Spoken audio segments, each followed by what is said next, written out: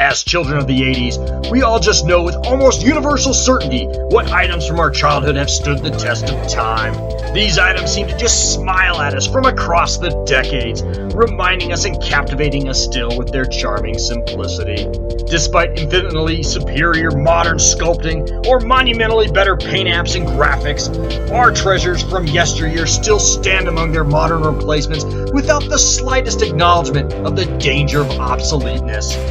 From this universally recognized greatness and shared nostalgia, a true classic is born. On this installment of The Plastic Planet, we will be diving into items that do not share these common traits. Items that have not stood up to the test of time and have wilted in Father Time's relentless glare. Truly, we're going to be looking at a lot of crap tonight on The Plastic Planet.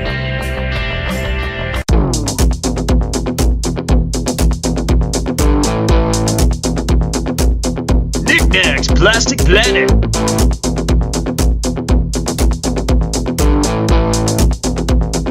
With your host, it's Knick-Knack!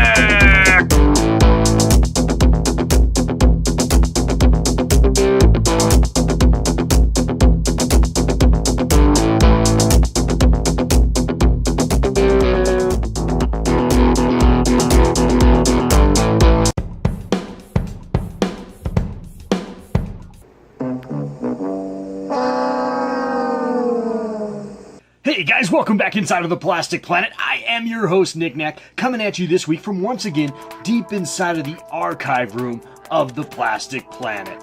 So anyway, first of all, I just got done eating a lot of candy. I hope I don't have any in my teeth for you guys. That would be really embarrassing. Now, look, I get it. Candy corn gets a lot of hate. And you know what? From the months of like December to like August, it's totally justified. Candy corn is kind of gross. I mean, it's not on the same level as, say, like Vito Honey gross, or Circus Peanuts gross, or Easter Peeps gross, but yes, candy corn is kind of a little oversweet. I get that. But I gotta tell you, from the months of September through November, man, it is the fall treat that can't be beat. I do love me some candy corn. But you know what? Like candy corn, some collectibles, as I indicated, sort of hinted in the intro there, some collectibles don't have much of a shelf life. And that's what we're going to be talking about today. I'm going to be pulling out a number of different toy lines and certain collectibles and toys that I bought over the years that I felt have not held up over time. And that frankly, I just kind of like, not that you don't see me hawking them on eBay or anything like that. I like to keep everything. I'm a bit of a hoarder. But nevertheless, there aren't things that I'm necessarily like so glad I have at this point in my collecting life. So anyway, without further ado, I'm going to go through and we're going to do, I don't know, maybe about five different items or toy lines that I'm just kind of like, I'm kind of over at this point. Even though I still own them, even though I'm not planning on selling them, I'm just kind of over at this point. All right, this will be fun. All right, so let's do this. All right, guys. Alrighty, so first on the list are Gentle Giant bust-ups. Who remembers these little gems from way back in the day? These were readily available at retail outlets in the early to mid-2000s like Sam Goody, Best Buy, Suncoast Video, and Music Play and others. And you know what? They weren't a bad little line. These ran pretty much under $5 for the most part. And the first wave, while not pictured here, actually that Han Solo I think was from the first wave. The first wave was in those horrible mystery packs, so you had no idea what figure you were getting. But after that, especially this Hoth wave, which is displayed here, you actually did know what you were getting, and that was a little better. But nevertheless, this line, while cool and fun to collect at the time, has just kind of fallen out of favor with me. It's just, I still have them out, I still have them displayed down here, but they just feel kind of junky to me. And they're so small, and I get that was kind of the point of them, but they're just so small now, and so just, they just don't really have a place anywhere. I don't know what to display them with, and you know, granted they're sort of like accent pieces on their own, and maybe they'd go well with, you know, other Gentle Giant busts, the regular size busts, but nevertheless, they just don't kind of have a home, and they're just kind of homeless. They float around in my collection, they have been doing so for years, and I'm just kind of over them. Gentle Giant bust-ups for sure. Alrighty, and next on the list is anything manufactured by McFarlane. These are actually really good looking action figures, as you can see. This is the Conan the Barbarian line that they came out with in the early 2000s. And I actually had the entire line at one point. However, I actually ended up throwing a couple of them out in the garbage. In the freaking garbage. Why? Because they broke when I took them out of the package. God, it pissed me off. Bought the entire set off eBay. Was so excited for them because I really wanted to get a really awesome representation of Conan the Barbarian. You know, not the Arnold Schwarzenegger bullshit Conan the Barbarian. I'm talking about something that really represented Robert E. Howard's true vision of what Conan the Barbarian was. And I really did feel like these McFarlane action figures, much like the Dark Horse comics from the 2000s, really did hit the nail on the head as far as what the awesome Sumerian explorer slash wanderer slash thief and was really like. And I really do feel like these figures do capture that. However, the quality control is just the worst. Most of their hands, swords, staffs, everything broke upon taking them out of the package. They were simply designed to be kept in the packaging, which is a horrible thing that collectors who like to open their figures experience. At least I do. Sometimes on a regular basis with certain items. Certain items just aren't made to be taken out and displayed. They're meant to be sitting in those, in their clamshells, on card for their entire existence. And these figures were exactly that. I've actually jerry-rigged this up a little bit. I mean, again, the detail is amazing on this. I have no qualms with the artisanship and the sculpting behind this line. It's just the quality control is a mess. They just break so frickin' easily. So, you know, this is the only three that survived in my collection. Really good looking figures, but really poor quality control. Hence the reason I have not bought anything from McFarlane since.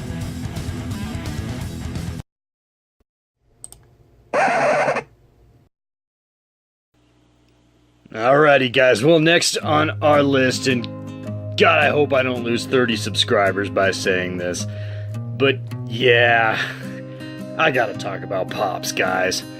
Look, there's nothing wrong with Pops. Pops are super duper fun. I get that. Here is a couple of the Pops that I own. I don't own a lot of them. This is actually all of them. And they're really fun.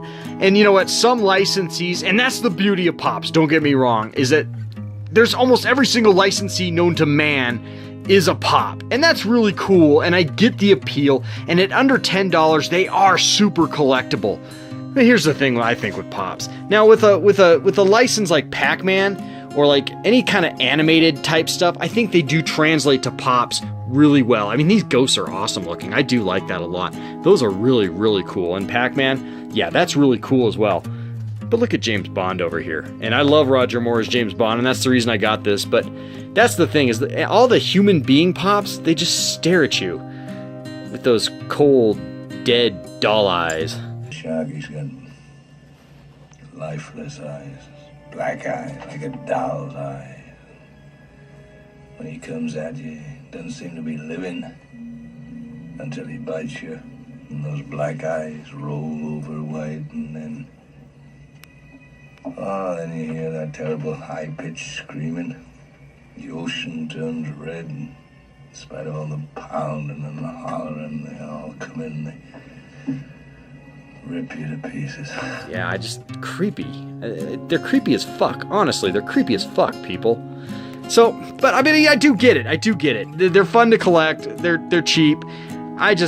Man, I don't know. I have the ones I have. These Pac-Man ones are really cool. This James Bond one I bought on a whim. I was just out collecting with Uncle Pat one night and just said, screw it, I'll get a Pop, because I love James Bond. I love Roger Moore, like I said, as 007, and I don't have any kind of action figure representation of him, so this was for $10. Why not, you know?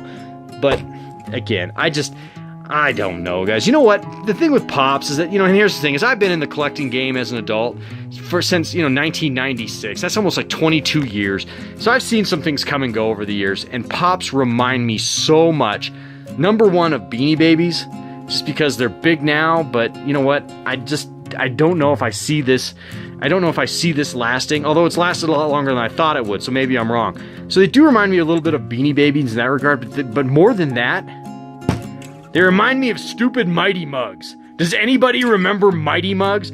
It's the same vinyl crap that like Pops that came out several years ago. This is like the forerunner to Pops. And here's the thing, is like, I'm just not such a fan of cutie collectibles, and that's what Pops are, and that's what Mighty Mugs were. Just the cutie collectibles, I'm just not, it just doesn't float my boat, and it's absolutely fine if you like them, and I'm not trying to shit on Pops or throw shade on people who collect Pops, because I get it, they're fun, and I wish I could be into them more, because I get the appeal. I just can't throw my money at them, just like these Mighty Mugs, just, ugh.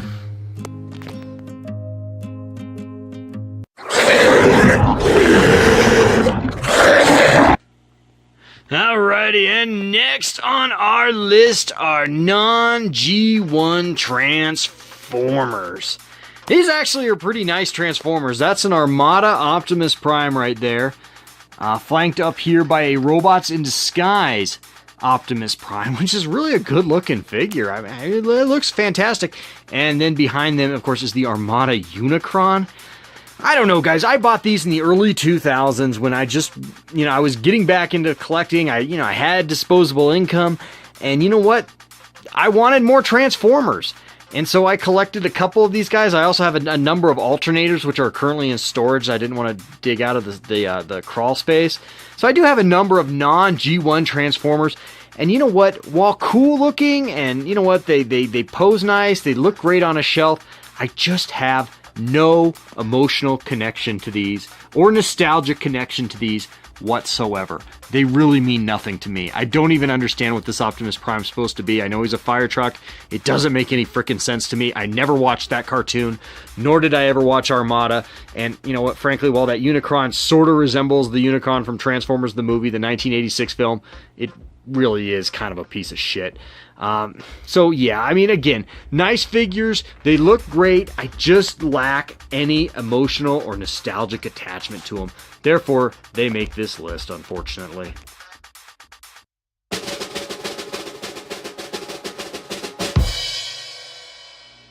Alrighty, and last on my list, and well, I'm not going to give a lot of rationale as to why this is the case. If you've watched my channel, you know why. But yes, I'm talking about Disney Star Wars collectibles, and I got a lot of it. And it's unfortunate because I don't even like to look at it all that much anymore. And I actually have some premium items that I'm not showing off here. I've actually got at least 5 Hot Toy figures. I really tried to love this series, and I just can't. It's just like this stupid rat-lift creature. It's a mess. That belongs at a thrift store. Well played, Hasbro. Well played. It's a broken down mess.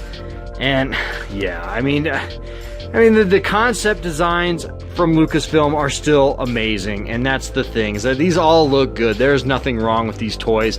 They look fantastic. I just hate the movies that much. Don't fight it. I'm trying not to, Kylo, I got this Kylo on Force Friday back in 2015, 4 months before The Force Awakens came out, and I listened to his quotes over and over again, and he just sounded so goddamn cool. And then he took off his mask halfway through the movie, and he was a reject from a Twilight film. The items or line that has lost the most shine in my collection, without a doubt, is Disney Star Wars. So sorry.